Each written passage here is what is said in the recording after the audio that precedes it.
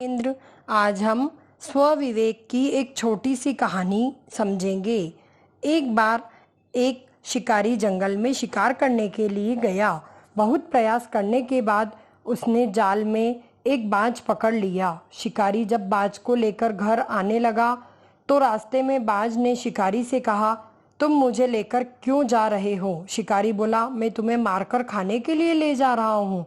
बाज ने सोचा कि अब तो मेरी मृत्यु निश्चित है। वह कुछ देर यूं ही शांत रहा, फिर कुछ सोचकर बोला, देखो, मुझे जितना जीवन जीना था मैंने जी लिया। अब मेरा मरना निश्चित है, लेकिन मरने से पहले मेरी एक आखिरी इच्छा है। बताओ अपनी इच्छा, शिकारी ने उत्सुकता से पूछा। बाज ने बताना शुरू किया, मरने से पहले मैं तुम्हें दो सीख देना चाहता हूँ। इसे तुम ध्यान से सुनना और सदा याद रखना। पहली सीख तो यह कि किसी की बातों को बिना प्रमाण, बिना सोचे समझे विश्वास मत करना।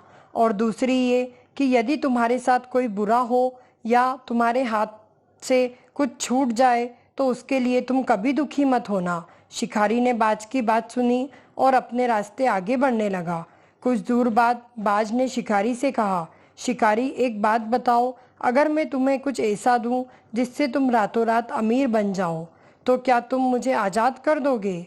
शिकारी फौरन रुका और बोला, क्या है वह चीज़, जल्दी बताओ। बाज बोला, दरअसल बहुत पहले मुझे राजमहल के करीब एक हीरा मिला था जिसे उठाकर मैंने गुप्त स्थान पर रख दिया था। अगर आज मैं मर जाऊंगा तो वह हीरा ऐसे ही बेकार चला जाएगा। इसलिए मैंने सोचा कि अगर तुम उसके बदले मुझे छोड़ दो तो मेरी भी जान बच जाएगी और तुम्हारी गरीबी हमेशा के लिए मिट जाएगी। यह सुनते ही शिकारी ने बिना कुछ सोचे समझे बाज को आज़ाद कर दिया और वो हीरा लाने को कहा। बाज तुरंत उड़कर पेड़ की एक ऊंची शाखा पर जा बैठा और बोला, कुछ दूर पहले ही मैंने तुम्हें एक सीख दी थी, किसी की बातों को तुरंत विश्वास मत करना, लेकिन तुमने उसे सीख का पालन नहीं किया। दरअसल मेरे पास कोई हीरा नहीं है और अब मैं आज़ाद हूँ। यह सुनते ही शिकारी मायूस हो पछताने लगा।